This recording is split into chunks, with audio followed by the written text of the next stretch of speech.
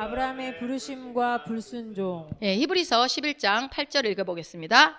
믿음으로 아브라함은 부르심을 받았을 때에 순종하여 장래의 유업으로 받을 땅에 나아갈새 갈 바를 알지 못하고 나아갔으며. 아멘. 오늘부터 몇 시간 동안 이 아브라함의 그 족복, 아브라함의 가정사에 대해서 한번 쭉 볼 거예요. 아브라함이 어떻게 하나님의 부르심을 받았고, 오늘은 부르심과 불순종에 대한 얘기를 할 거예요. 아브라함은 믿음의 조상이죠. 믿음의 아버지고, 그리고 아브라함 그러면 믿음이 제일 먼저 떠올라요. 그래서 우리가 이 아브라함에 대한 얘기들을 이렇게 들여다볼 때 오늘 아마 어쩌면 그래? 이런 내용들도 있을 거예요. 6주 동안 우리가 세 가지 정체성에 대해서 배웠잖아요. 근데 우리가 정체성과 부르심에 대한 얘기였어요. 그러면 성경에서의 인물들은 어떤 부르심 속에서 어떻게 순종했는가를 또 보면 우리가 도움이 될 것 같아서 아브라함의 믿음의 아버지인 아브라함의 부르심을 한번 먼저 볼 건데요. 우리가 이 아브라함의 순종을 이렇게 생각하면서 아브라함은 굉장히 순종했고 믿음이 있었고 뭐 이렇게 알고 있는 것들이 있을 거예요. 기존의 지식들. 그거를 오늘 이 시간에는 싹 버려버리세요. 내가 아브라함에 대해서 알고 있다는 생각을 버리시고, 그리고 오늘 그 선입견을 버리고 성경을 처음 내용을 반다 생각하고 들으시면 훨씬 더 재밌을 것 같아요. 자, 창세기 12장 1절 읽어보겠습니다. 여호와께서 아브라함에게 이르시되 너는 너의 고향과 친척과 아버지의 집을 떠나 내가 내게 보여줄 땅으로 가라. 예, 우리가 창세기 12장 1절은 아브라함의 부르심을 얘기할 때 항상 얘기하는 장이에요. 절이에요. 12장 1절.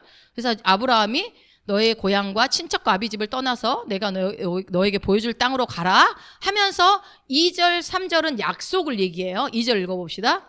내가 너로 큰 민족을 이루고 내게 복을 주어 내 이름을 창대하게 하리니 너는 복이 될지라. 예, 부르심에 대한 약속을 하는 거죠. 너는 큰 민족을 이룰 거야. 창대하게 할 거야. 복이 될지라. 이렇게 얘기해요. 3절. 너를 축복하는 자에게는 내가 복을 내리고 너를 저주하는 자에게는 내가 저주하리니 땅의 모든 족속이 너로 말미암아 복을 얻을 것이라 하신지라. 아멘. 하나님은 1절에서 부르고 난 다음에 2절, 3절, 4절 계속해서 지금 축복합니다. 너 저주하면 저주하고 너를 축복하면 축복하고 복을 내리고 땅의 모든 족속이 너로 말미암아 복을 얻을 어마어마한 약속을 하십니다. 또 4절도 계속 이어지죠. 이에 아브라함이 여호와의 말씀을 따라갔고 롯도 그와 함께 갔으며 아브라함이 하란을 떠날 때에 75세였더라. 아멘. 그래서 이제 아브라함이 여호와의 말씀을 따라서 갔는데 누가 같이 갔어요? 롯이 같이 갔어요. 근데 아브라함이 여기서 하란을 떠날 때 75세였더라 라고 되어 있어요. 자, 지금 하란은 살고 있는 곳이 아니에요. 그렇죠? 원래 어디 살고 있어요? 아브라함은 메소포타미아 갈대아 우르에 있었단 말이에요. 원래 집이. 그래서 보면은 이것만 보면 창세기만 보면 우리가 약간 혼란스러워요. 그래서 창세기 11장을 앞부분에 아브라함의 아버지 누구죠? 데라를 좀 볼 필요가 있어요. 데라의 아버지는 누구죠? 나홀. 자, 창세기 11장 24절. 나홀은 29세에 데라를 낳았고 데라를 낳은 후에 119년을 지내며 자녀를 낳았으며 데라는 70세에 아브람과 나홀과 하란을 낳았더라. 예, 이 나홀이 데라의 아버지죠. 그러니까 아브라함의 할아버지가 되겠죠. 근데 데라를 낳았고 데라를 낳은 후에 119년을 지내며 자녀를 낳았다라는 거는 119년에 죽었다는 얘기는 아니죠. 119년을 동안 자녀를 계속 낳고 살았다, 이런 표현들이 계속 봅시다. 보면 스룩을 낳은 후에 207년을 지내며 자녀를 낳았으며 스룩은 30세에 나홀을 낳았고 나홀을 낳은 후에 200년을 지내며 자녀를 낳았으며. 예, 이런 식으로 창세기 11장에 보면 첫째 아들을 낳고 그리고 몇 년 동안 아들을 낳고 이런 식으로 그렇게 몇 년 동안 낳았다, 이런 표현들이 쭉 나오거든요. 자, 이렇게 나와 있는데 나홀은 29세에 데라를 낳았고 라고 돼 있었죠. 29세 데라를 낳은 후에 119년을 지내면서 자녀를 낳았다고 나와 있어요. 근데 데라가 몇 살에 누구를 낳고 몇 년 동안 낳고, 그게 왜 중요합니까? 그게 왜 중요해요? 그거를 알면 우리가 이제 성경에 좀 이렇게 잘못 번역된 것들도 이제 찾을 수 있는데 봅시다. 다시. 데라는 뭐라고 읽어보세요? 파란색만 읽어보세요. 데라는 70세에 아브람과 나홀과 하란을 낳았더라. 여러분, 이게 말뜻이 어떤 뜻이에요? 데라는 70세에 아브람, 나홀, 하란이 같은 형제인 것 같아요. 그죠? 그러면 70세에 새 쌍둥이를 낳았다는 거네요. 그런가요? 70세에 아브람과 나홀과 하란. 에이, 새 쌍둥이는 아니죠. 그러면요. 엄마가 3명이었나? 3명이어서 아브라함 엄마, 나홀 엄마, 하란 엄마가 있어 70세에 다 그 셋을 낳나요? 아니, 지금 이대로 읽어보시면 70세에 아브라함도 낳았고 나홀도 낳았고 하란을 낳았다라고 돼 있잖아요. 여러분, 우리가 이거 읽으면서 한 번도 의심하지 않고 읽었죠. 그러니까요. 근데 왜 이걸 아는 게 중요하냐면요. 자, 그건 뒤에 가서 설명을 드리고, 70세 아들을 3명이나 낳았나? 라고 우리는 생각할 수 있어요. 여러분, 우리는요, 그냥 믿고 그냥 들어가니까, 의심을 잘 안 하니까 그러지만, 안 믿는 사람들 보면 이거 이상하게 생각할 수 있어요. 자, 이거를 킹제임스 흠정역으로 한번 봐봅시다. 데라는 70년을 살며 아브라함과 나홀과 하란을 낳았더라. 이게 맞는 것 같지 않아요? 그렇죠. 영어로도 데라 lived 70 years. 그러니까 뭐예요? 70년 동안 살았다. 데라는. 그러니까 70년을 살면서 70년만 살았다는 얘기가 아니라 70년을 살면서 아브라함도 낳고 나홀도 낳고 하란도 낳았다는 거예요. 그 70년 동안에. 그러면 이 개역 개정판에도 보면은 읽어보세요. 나홀을 낳은 후에 200년을 지내며 자녀를 낳았으며. 예, 200년 동안 자녀를 낳았다라는 거잖아. 200년 동안. 그죠? 이런 표현들이 있기 때문에 70세에 아브라함과 나홀과 하란을 낳았다라는 말은 새쌍둥이라는 얘기는 아닌 것 같아요. 그러면 이거는 뭐예요? 번역이 잘못된 거죠. 70년 동안 살면서 새 아들을 낳았다라고 얘기를 하는 게 맞겠죠. 그렇죠? 동의하십니까? 그럼 이거를 별거 아닌 것 같지만 우리가 다 알고 있어야 돼요. 창세기 11장 26절. 데라는 70세에 아브람과 나홀과 하란을 낳았더라. 네, 이렇게 나와 있는데 밑에 창세기 12장 4절 가면 이에 아브람이 여호와의 말씀을 따라갔고 롯도 그와 함께 갔으며 아브람이 하란을 떠날 때에 75세였더라. 예, 70세에 아브라함과 나홀과 하란을 낳았는데 아브라함이 하란을 떠날 때는 아브라함이 몇 세라고요? 그러니까 아버지가 죽거든요. 잠깐 그 다음 절 읽어보세요. 데라는 205세를 향수하고 하란에서 죽었더라. 네, 아버지가 하란에서 205세에 죽고 난 다음에 바로 떠나는 게 12절 4절이에요. 그러면 아브라함이 아빠가 205세에 죽었을 때 아버지가 데라가 하란을 떠났는데 75세밖에 안 돼요? 그렇죠? 205 빼기 75 하면은 몇 살이에요? 그러니까 몇 살에 낳았다는 거야, 아브라함을. 130살에 낳은 거지. 그렇게 계산을 해야 되는 거죠. 그러니까 우리가 잘못 생각하면 70세에 아브라함을 낳았는데 아브라함과 하란과 나홀을 낳았는데 그 70세에 낳았는데 죽을 때는 아브라함이 75세면 지금 데라의 나이는 몇 살이어야 돼요? 145살이어야 되잖아요. 근데 방금 전에 보니까 몇 살이었어요? 죽을 때가? 205세요. 그러니까 자세히 안 보면 우리 그냥 쓱 지나가요. 이상하다. 70세 이렇게 다 낳았는데 어떻게 이렇게 되지? 그게 잘못된 번역이라는 거죠. 그러니까 70세에 아브라함을 낳은 게 아니라 70년 동안 살면서 낳았는데 몇 살에 계산해 보면 130살에 130살에 낳은 거죠. 그래야 130살 더하기 75 하면 205가 나오는 거죠. 그러면 하란에서 205살에 데라가 죽은 거예요. 그러니까 여러분 이게 성경이 여러 버전을 보는 게 중요해요. 안 그러면은 한 버전만 보면 우리 특히 개역 한글 그것만 보면요 잘못된 우리가 해석을 하는 경우가 많이 있습니다. 왜 이것까지 뭐 알아야 되냐? 안 믿는 사람들이 꼭 이렇게 얘기하고 성경이 오류라고 꼭 얘기를 하거든요. 이거 봐, 이거 나이가 안 맞잖아, 말이 안 되잖아. 그럴 때 우리가 이제 찬찬히 설명해 줄 수 있는 거죠. 이 번역은 이렇게 되어 있는데 영어에는 이렇게 나와 있다라고. 그래서 데라는 130세에 아브라함을 낳았습니다. 그래서 우리가 성경을 공부해야 돼요. 그래서 수요 예배 때는 제가 조금 여러분이 지루할 수 있을지 어떤 분은 또 재밌을 수도 있어. 수요일날은 주일날보다 좀 더 깊이 있게 제가 아주 세부적으로 들어가잖아요. 그러니까 재밌게 공부를 하시면 될 것 같아요. 자, 데라에 대해서 이제 말씀을 좀 드려야 될 것 같은데 데라에 대해서 얘기하기 전에 창세기 11장 이후하고 12장 초반에 있는 그 내용을 사도행전에서 스데반 집사가 설교하는 내용이 나와요. 성령의 감동이 돼가지고 스데반 집사가 그것에 대한 얘기를 하는 게 나오거든, 대제사장한테. 한번 그 부분을 우리 가서 한번 봅시다. 사도행전 7장 1절부터 2절입니다.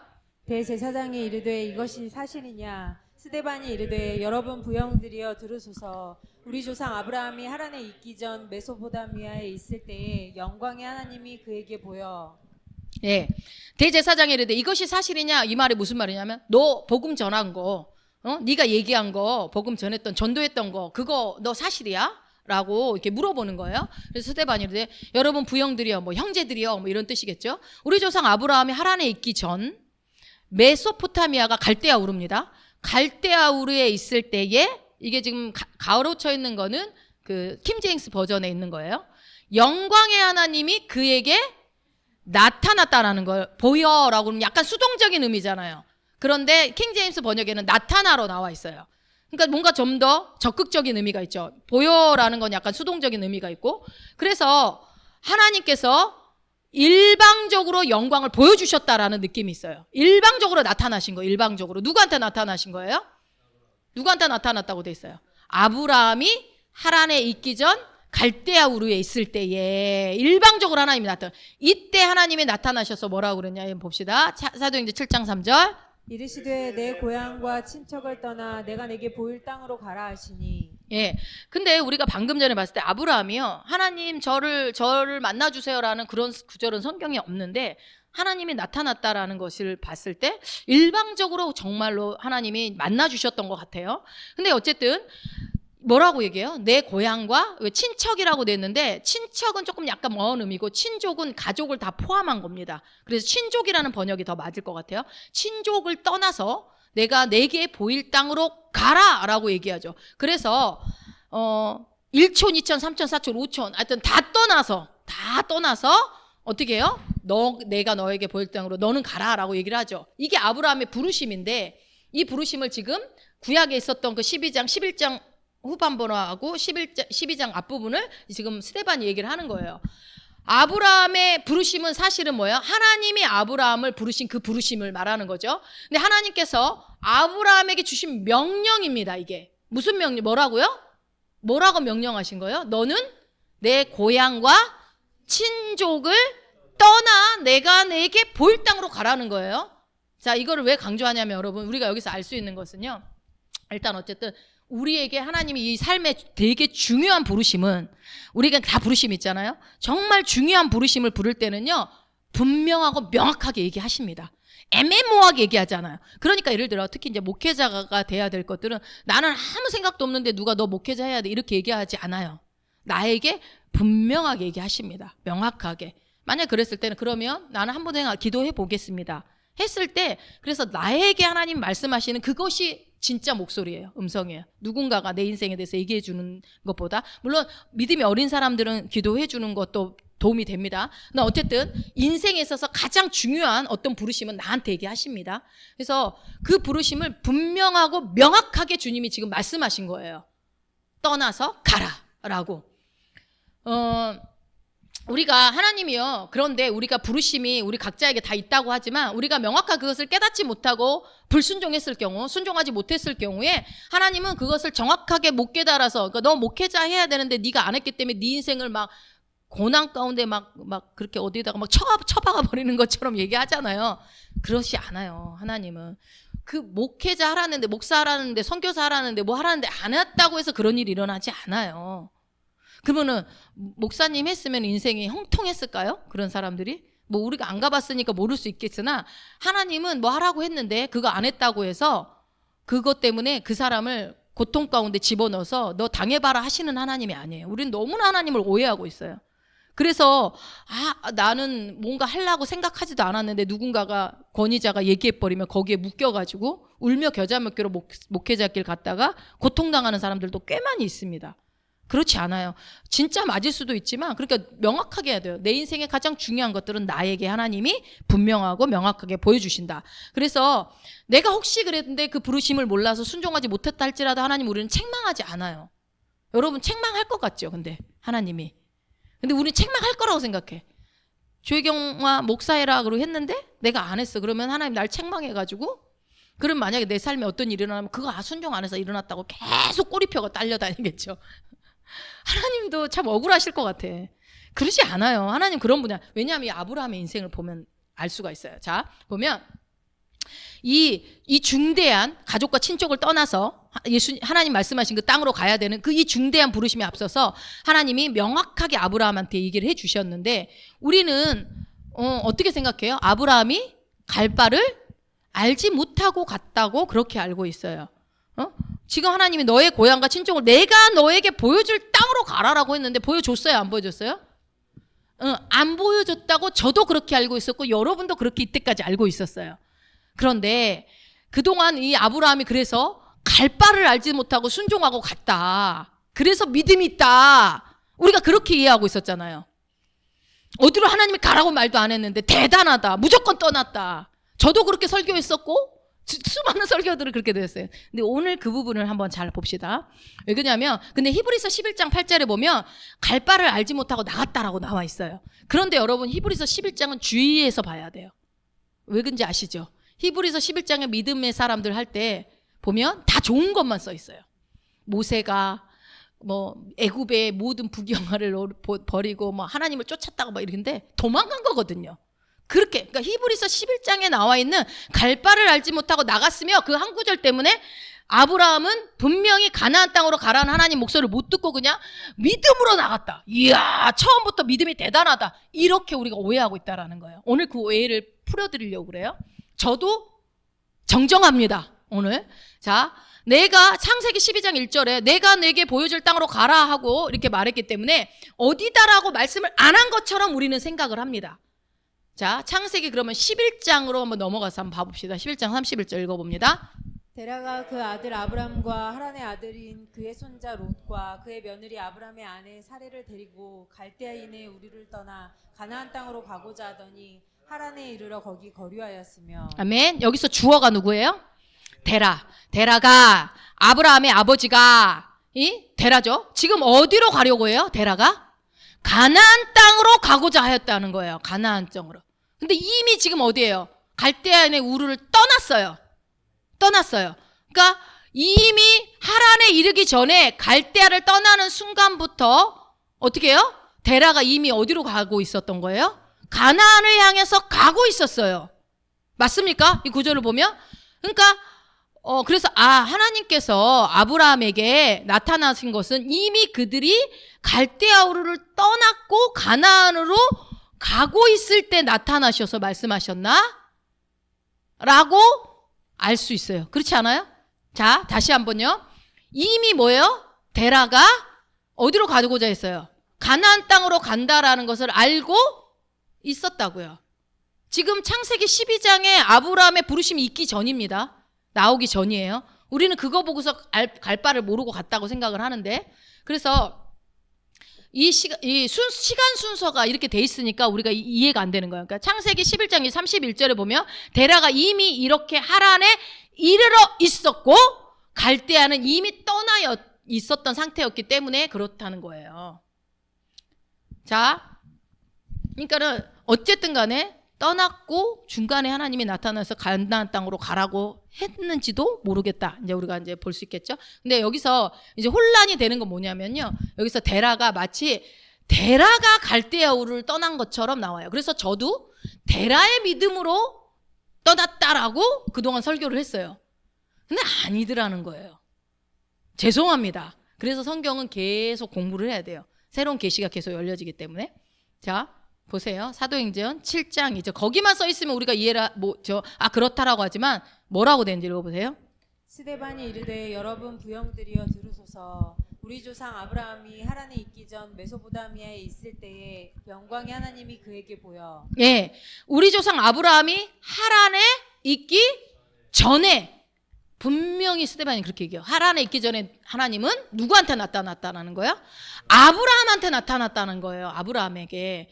그러니까 그래서 데라가 아까 우리가 방금 전에 읽었던 건 창세기 11장 31절은 데라가 아브라함과 나머지 가족들을 갈대아 우르에서 데리고 나온 것처럼 그래서 데라의 믿음이다라고 그동안 우리가 알고 있었지만 그러나 뭐라고 돼 있다고요? 분명히 누구한테 나타났다? 데라한테 나타난 게 아니라 아브라함한테 하나님이 나타나서 아브라함에게 말씀하신 거라고요. 아브라함에게.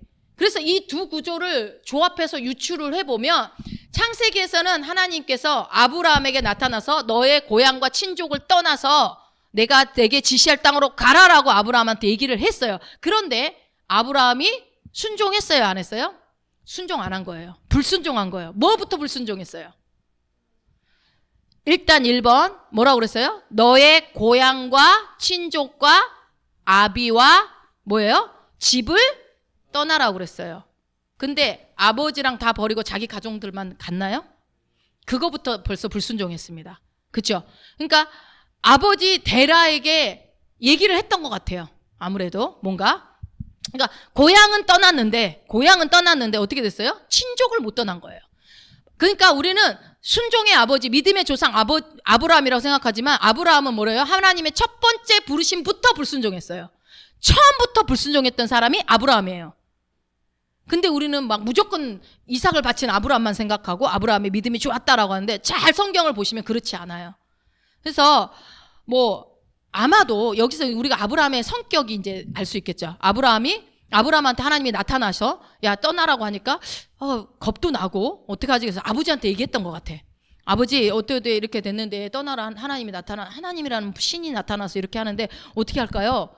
여기서 그랬을 때 이 아브라함이 굉장히 우유부단한 성격이었을 것 같아. 우리가 이제 나중에 보면 마누라도 팔고 막 이렇게 하는 거 보면 막 또 두 번째 부인도 드리고 이런 거 보면 조금 줏대는 없는 성격인 것 같기는 해. 착한 거, 좋게 말하면 착하고 순하고 이 성품을 알 수 있는 거죠. 그러니까 하나님께서 아브라함에게 본토 친족 아비집을 떠나라고 했는데 아브라함은 두렵고 무서웠던 거예요. 그래서 누구랑 상의를 한 거예요? 아버지한테 상의를 한 거죠. 그래서 어쩌면 아버지한테 도움을 요청했을 수도 있어요. 아버지 저희 가다가 우리 가족 죽으면 어떡해요? 아버지가 같이 동행해 주시면 안 되겠어요? 하니까 아버지가 데라가 그래 그럼 같이 가줄게 하고 같이 가는 거죠. 그러지 않았을까? 이게 생각이 드는 거예요. 근데 우리는 어찌 됐건 이 아브라함이 이 불순종 아버지가 저도 이때까지 이 아버지를 데리고 가고 같이 가는 게 아브라함의 불순종이라고 저는 생각해 보지 않았었어요. 당연히 온 가족이 가야지. 근데 아브라함이 지금 결혼을 안 한 게 아니에요. 예. 어린 나이가 아니라니까요. 그러니까 우리가 너무 이렇게 내 생각의 틀이 있으면 성경이 안 보이는 거예요. 그래서 하나님의 명령과 상관없이 아브라함은 어떻게 합니까? 아브라함 가족, 아버지, 누구죠? 또 누가 가요? 나홀, 하란이 같이 갑니까? 하란은 죽어요. 갈대아 우리에서 어떻게 죽었는지 모르겠지만 먼저 죽습니다. 그런데 누가 가요? 결혼을 했던 것 같아. 그 자식 누가 가요? 롯이 같이 손자 롯이 같이 갑니다. 그래서 이렇게 다 데리고 떠나서 이게 하란이라는 거는 지역도 있고 이름도 있으니까 구별해서 보셔야 돼요. 그래서 갑니다. 그래서 어디를 향해서 갔다고요? 가나안 땅을. 그러면 하나님이 어디로 가라 할지 알려준 거예요, 안 알려준 거예요? 알려준 거예요. 하나님이 말씀하셨으니까 가나안 땅으로 갔겠지. 데라가 무조건 가나안 땅으로 왜 갑니까? 알려줬겠죠. 그러니까 그 목적지가 가나안 땅이라는 것을 알고 아버지한테 얘기하니까 데라가 데리고 가나안 땅으로 향해 가고 있었어요. 그런데 중간에 어디를 간 거예요? 하란에 도착한 거죠. 자, 다시 한번 뒷부분 봅시다. 다시 한번 읽어봐요. 데라가 그 아들 아브람과 하란의 아들인 그의 손자 롯과 그의 며느리 아브람의 아내 사레를 데리고 갈대인의 우르를 떠나 가나안 땅으로 가고자 하더니 하란에 이르러 거기 거류하였으며. 예. 그리고 여기를 또 다시 읽어봐요. 스데반이 이르되 여러분 부형들이여 들으소서. 우리 조상 아브라함이 하란에 있기 전 메소포타미아에 있을 때 영광의 하나님이 그에게 보여. 예, 이 두 구절을 비교해서 유추해서 우리가 봐야 되는 거예요. 그러니까 하나님이 나타나신 대상은 아브라함. 아브라함은 자기가 살고 있던 고향은 떠났으나 친족은 떠나지 못했다. 불순종했다. 시작부터 불순종으로 시작한 사람이 누구다? 아브라함입니다. 예, 그것은 아마도 이제 아까도 말씀드린 것 아브라함의 성품 때문이라고 생각할 수 있는데요. 어찌됐건 하나님은 아브라함을 선택하십니다. 우유부단했건 줏대가 없건 겁이 많건 어쨌건 간에 아브라함을 선택했고 나중에 믿음의 아버지의 대명사로 하나님이 기필코 만드시죠.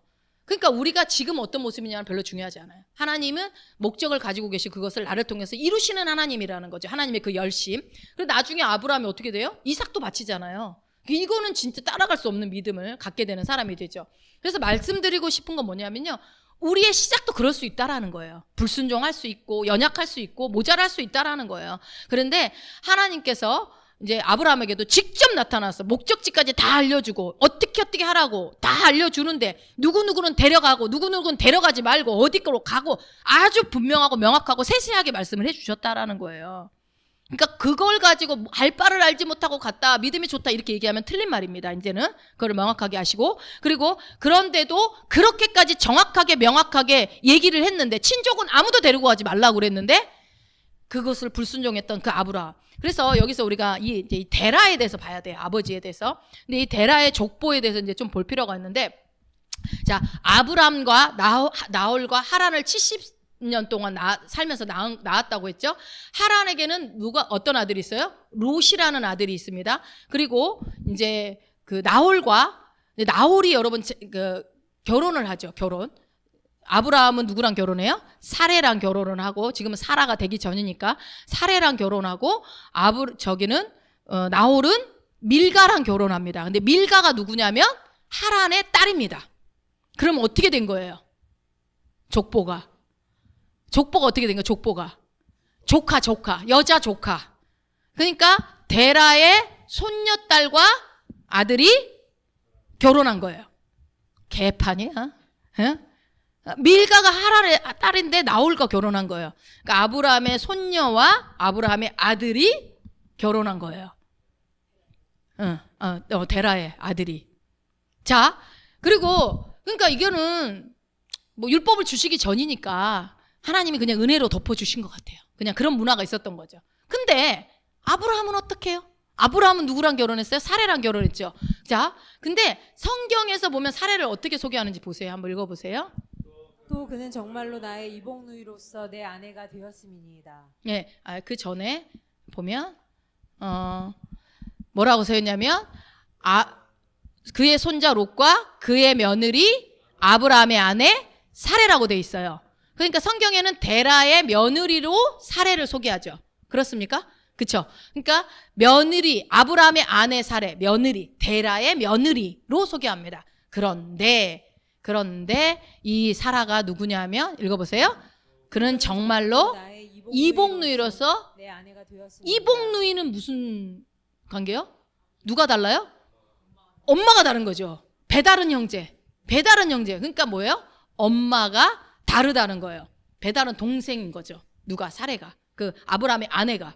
이게 뭔 얘기야 도대체. 자, 보세요. 또 읽어보세요. 이걸 킹제임스로 한번 보세요. 또 그녀는 참으로 내 누이니라. 그녀는 내 어머니의 딸은 아니나 내 아버지의 딸로서 내 아내가 되었노라. 봐봐요.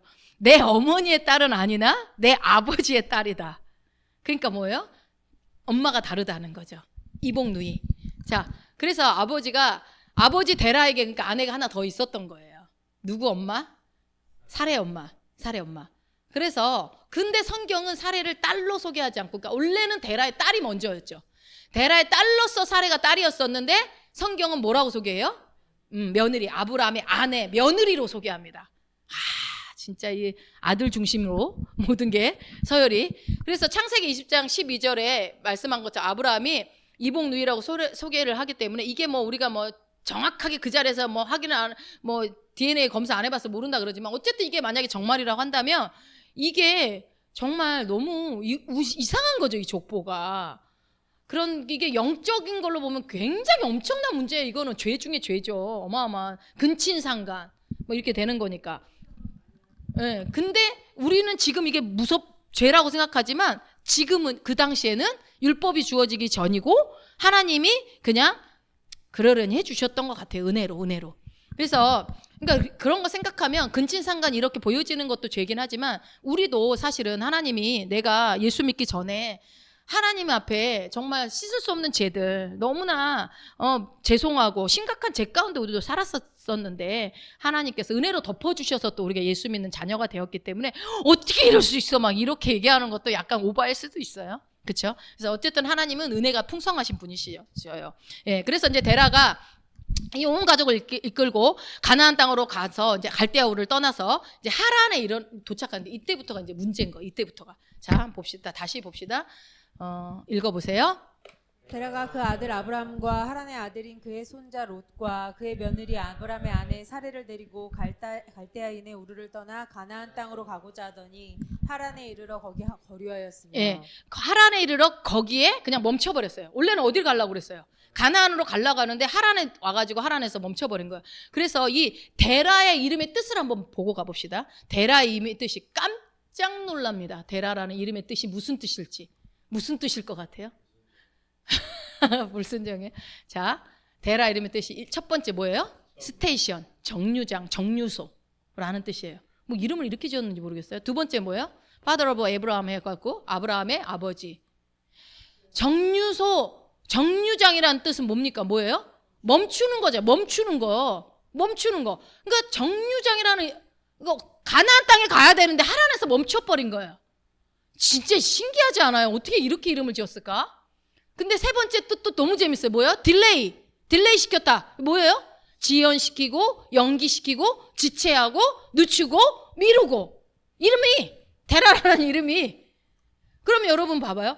이게 그 딜레이라는 의미를 보면은 어떤 의미로 또 되어 있냐면 군인들이 어디에다 파병했을 때 주둔하다라는 의미가 있어요. 주둔하다라는 것은 짧게 머뭅니까? 아니죠. 길게 머무는 거예요. 길게 머무는 뜻이 이름이. 그러니까 잠깐 지체하고 잠깐 지연하고 잠깐 지체되는 그런 게 아니에요. 오래 주둔했다. 그리고 또 다른 뜻으로 보면 뭐냐면 이스라엘 백성들이 광야의 이스라엘 백성들이 그때 섰던 곳이라는 의미가 스테이션이라는 또 의미가 있어요. 구름 기둥이 움직이기 전까지 못 움직여요. 그렇게 멈춰 있는 시간이 길어요. 있으면 맨날 며칠이고 있어야 돼. 그런 이름이라는 거예요. 그래서 이 하란에서 주둔했던 하란에서 거류했던 그 이름과 데라라는 이름이 그 행동과 딱 맞아 떨어지는 거예요.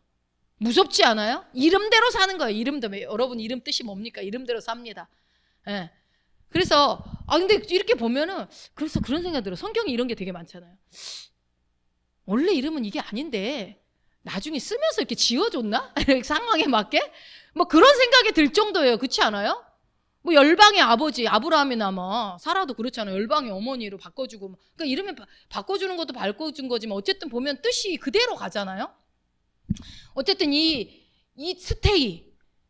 스테이션, 딜레이 이렇게 돼버린 게 데라라는 거예요. 그래서 다시 사도행전으로 가봅시다. 이제 아브라함이 하란에 이제 거하기 전에 메소포타미아에 있을 때 영광의 하나님이 그에게 나타나서 놀라운 능력과 긍휼을 부어줘요. 그러면서 말하죠. 너의 고향과 친족과 아비집을 떠나서 내가 너에게 지시할 땅으로 가라라고 얘기하는데, 자, 사도행전 7장 4절입니다. 아브라함이 갈대아 사람의 땅을 떠나 하란에 거하다가 그의 아버지가 죽음에 하나님이 그를 거기서 너희 지금 사는 이 땅으로 옮기셨느니라. 예, 여기선 주어가 이제 아브라함이죠. 아브라함이 누가 죽어요? 아버지 데라가 죽고 나자 하나님이 그를 거기서 너희 지금 사는 이 땅이 어디예요? 지금 스데반이 얘기하고 있는 거죠. 가나안 땅, 예루살렘을 얘기합니다. 예루살렘. 지금 현재는 예루살렘이고 그때는 가나안 옮겼다. 언제? 그의 아버지 데라가 죽으니까 옮겼다라는 거예요. 죽으니까. 여러분 왜 그의 아버지가 죽어야 가나안 땅에 들어갈 수 있는 건가요? 처음에 하나님 뭐라고 그랬어요? 친정 아비집을 떠나라고 그랬어요. 처음부터 데리고 가지 말라고 했다고요. 처음부터. 하나님의 뜻은 친족을 데려가는 것이 아니었다라는 거예요. 만약에 아브라함이 아버지를 데라랑 아무도 안 친족을 다 놓고 그의 가족만 갔으면요, 한 방에 가나안 땅 갔을 거라고 봅니다. 성경에 다르게 쓰여졌을 거예요. 근데 그랬으면 우리가 또 이제 아브라함 보면서 우리는 안 되는가벼 할 수 있지만 또 위로가 되잖아. 이 믿음의 조상 아브라함도 처음부터 아주 시작부터 불순종이에요. 그래도 우리는 이 정도는 아니잖아. 시작은 그래도 좀 순종하다가 시작부터 불순종하는 거예요, 아브라함이. 그래서 결국은요, 하나님은 누가 죽을 때까지 기다리는 거예요? 데라가 죽을 때까지 기다리는 거예요. 무섭습니다, 여러분이. 하나님의 뜻은요, 하나님 반드시 그분의 뜻을 이루세요. 그래서 결국 우리가 갈대아 우를 떠나서, 아브라함이 갈대아 우를 떠나서 우리도 목적지를 향해 지금 가고 있어요. 가고 있는데, 그런데 우리가 목적지를 향해 나의 부르심에 맞게 우리가 지금 부르심을 따라 가고 있죠. 우리 모두가 가고 있는데, 데려갈 수 없는 사람을 가거나 아니면 내가 버리지 못한 생각, 내가 버리지 못한 죄, 내가 버리지 못한 육신, 그런 것들이 있으면요, 이 부르심의 길을 갈 수가 없다라는 얘기예요. 지체될 수 있다라는 거예요. 그것이 다 될 때까지. 그래서 우리는 일찍이 알았다면, 내가 그때 그걸 알았다면, 그때 순종했으면 이렇게 달라졌을 텐데, 이런 얘기들을 우리가 하잖아요. 지나고 나서. 근데 우리가 만약에 이 말씀을 통해서 내가 지체되고 있는 이유, 왜 어디서 주둔하고 있는 건 아닌지, 아니면 어디서 거류하고 있는 건 아닌지, 그거를 한번 생각해 볼 필요가 있다라는 거예요. 이게 다소 난해할 수 있겠지만 한 번쯤 우리가 나에게 하나님이 주신 부르심이 있다는 걸 믿는다면, 우리가 여러분 이스라엘 백성들도 광야에서 40년을 헤맸어요. 1세대가 다 죽을 때까지 걸리는 시간이었어요. 하나님은 안 데리고 가기로 결정했기 때문에 그들이 죽을 때까지 40년 동안 헤맬 수밖에 없었던 거죠. 그 40년이 1세대만 방황했습니까? 2세대들도 같이 고생했어요. 자, 들어가지 못하게 된다라는 거예요. 이루어지지 않는다는 거예요. 결국은 부르심을 하나님의 원래 뜻은 아브라함이 가나안 땅에 빨리 들어가서 가나안 땅에서 빨리 하나님이 젖과 꿀이 흐르는 그 땅에서 누리기를 원하셨던 게 하나님 뜻이었다고요. 근데 그렇게 하지 않고 데려가지 말아야 될 사람을 데려가고, 내가 버리지 못할 사고방식을 여전히 갖고 있고, 내 죄 바뀌지 않는 계속 그 잘못된 습관들, 잘못된 육체의 그런 모습들을 내가 계속 가지고 있다면 하나님 내 삶 가운데 일할 수 없다라는 겁니다. 그것을, 그러니까 하나님은 우리가 그러잖아요. 너희가 이 세상을 본받지 말고, 이 세대를 본받지 말고 너희의 생각을 새롭게 하라고 하는데, 그것을 하라는 이유가 우리가 누리게 하기 위해서. 너가 생각을 새롭게 하면 너의 삶에 많은 것들이 주어져라고 얘기하는데, 내가 계속 안 바꿔. 내가 그 고정관념을 고수하고, 나는 이거 있어야만 해. 나는 못하니까 이 사람이 내 앞장서 가야 돼. 라고 계속 우기고 간다면 하나님은 일을 하실 수 없다라는 겁니다. 그러니까 저는 이제 이 말씀을 준비하면서 내 자신을 이렇게 돌아보니까, 내가 그때 이거를 빨리빨리 했었으면 이랬겠구나라는 게 정말 보이더라고요. 그러니까 이제라도 오늘 이 말씀을 통해서 분명히 하나님이 뭐라고 말씀했는지 우리가 정확히 들을 필요가 있어요. 본토 친척 아비집을 떠나라는 거예요. 본토 친척 아비집을 떠나라. 그래서 떠나라고 했으면 그냥 다 버리고 그러고 갔어야 되는데, 물론 아브라함도 이해가 가요. 하나님이라는 분이 어떤 분인지 몰랐잖아요. 도대체 이게 진짜로 믿을 만한 신인지 내가 잘못 들은 건지. 그러니까 하나님이요, 오래 기다려. 그럼 사람들이 그러죠. 에이, 좀 쉬었다 갈 수도 있지.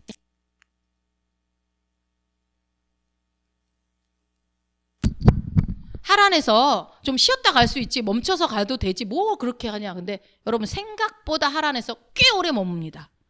많이 딜레이 됩니다. 하나님은 그렇게 오래 딜레이 되기를 원하지 않으셨어요. 그 이유가 사라질 때까지 하나님은 기다리십니다. 그러니까 여러분, 우리가 불순종했어요? 안 따랐어요? 그 자리에서 막 즉각적으로 막 벌을 주고 막 하는 일마다 다 망하게 해버리고 막 이렇게 안 한다니까요. 기다려주세요. 하나님은 어떻게 할 때까지? 그 원인이 지체되고 있는 원인들이 제거될 때까지. 그래서 우리가 뭐 믿음으로 뭔가를 선포하고 이런 것도 중요하지만, 중요한 것들은 뭐야? 하나님이 지금 나한테 요구하시는 것이 무엇인지를 내가 그대로 순종하고 있는지를 좀 돌아보는 것도 필요한 것 같아요. 그래서 여러분, 데라는 절대 가나안 땅에 들어가지 않습니다. 데라는 절대 하란에서 움직이지 않아요. 그러니까 뭐 저 같은 경우도 이런 것 같아요. 제가 목사가 돼야 된다라는 생각을 뭐 얘기를 하셨을 때, 해야 된다라고, 사명이다라고 얘기하셨을 때, 제가 그때 얘기했던 게 그거였어요. 신승수 장로가 하면은 내가 하겠다. 그 얘기를 계속 우겨대고 계속 그랬거든요. 근데 그거를 생각해 보면, 그냥 나의 부르심은 나의 부르심이 있고, 또 이 사람의 부르심이 있고, 하나님 각각의 다 부르심이 있고, 또 그걸 합력해서 또 선을 이루시는 하나님인데, 저는 그냥 나의 부르심을 순종하고 싶지 않으니까 핑계를 대면서 주도권을 이 사람에게 넘기고 싶은 거예요. 그런데 하나님은요, 그것도 원하지 않아요.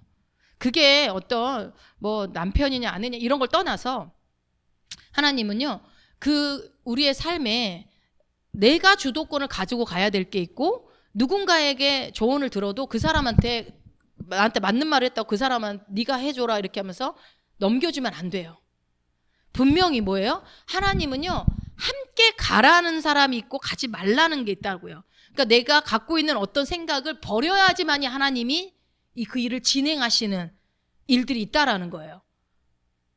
데라처럼 정류소, 딜레이, 지체, 주둔하고 그렇게 연기되고 그렇게 그런 요소가 있는 한 하나님의 부르심은 이루어지지 않는다는 거죠. 그래서 여러분 오늘 한번 생각을 해보셨으면 좋겠어요. 내 안에 나의 부르심에 지체가 되는 것들이 뭐가 있는가, 지체시키고 있는 거. 그래서 내가 혹시 나의 부르심이 있고 누군가의 옆에 사람이 부르심이 있는데 자꾸만 그 옆 사람에게 떠넘기고 있지는 않은지, 우리가 끌려다니고 있지는 않은지. 우리는 다 1대1로 하나님 앞에 개개인의 구원이고 각자의 부르심이 있거든요. 그래서 하나님의 부르심을 우리 삶 가운데 가장 우위에 두고 있다고 한다면 그 부르심에 순종하여 나갈 때 나는 무조건 가 이게 아니라 하나님은 지금 나한테 무엇을 하라고 하시는지 그거를 깊숙이 기도하면서 들여다볼 필요가 있는 것 같습니다. 그게 꼭 어떤 목회자의 길만 말하는 게 아니라 우리 모두에게 저는 있다고 생각을 해요. 근데 우리가 그 부분에 대해서 두려운 마음들이 있는 거예요. 깊이 들여다보는 게 두려울 수도 있어요. 아브라함처럼. 고향과 친족과 아비집을 떠난다는 게 얼마나 어렵습니까? 솔직히. 그게 쉬운 문제가 아니죠. 그 친족 족장 시대에 죽을 수도 있는데. 그런데 하나님은 기다려주시고 기다려주셔서 결국은 믿음의 조상 아브라함으로 창세기 12장 1절에 약속하셨던 1절부터 4절까지 그 약속하셨던 그 모든 약속을 100% 이루십니다. 하나님은. 그렇기 때문에 내가 눈에 앞에 보이는 어떤 것들에 대해서 두려운 마음이 있고 뭐 이렇게 될까? 막 걱정되고 막 그런 마음이 있다고 할 때 이 아브라함을 생각하면서 그도 처음에는 불순종으로 시작했고 그랬지만 하나님의 열심히 결국은 그의 부르심을 이루었구나라고 믿는다고 한다면 초반부터 하나님을 신뢰하지 못하고 자기를 합리화시키고 그렇게 했던 아브라함에게도 하나님은 그렇게 일을 하셨다라는 것을 기억하셔서 나에게 대라는 누구인가? 나에게 대라는 무엇인가? 깊이 한번 생각을 해보세요. 분명히 하나님 만약 있다고 한다면 기도 중에 깨닫게 해주실 겁니다. 그렇다면 어떻게 해야 돼요? 발견되어지면 빨리 버려야죠. 그렇게 할 때 하나님께서 계획하신 것들이 빠르게 저는 더 진행될 것이라고 믿습니다. 오늘 이 아브라함의 그 다음 시간에 이제 이 아브라함이 하란에서 왜 이렇게 지체를 했는지 그런 얘기들을 좀 더 나누고 계속 보게 될 텐데요. 이 나에게 주신 하나님의 부르심을 다시 한번 생각해 보시고 그 걸음을 주님께 맡기고 나가는 여러분 되시기를 축원드립니다.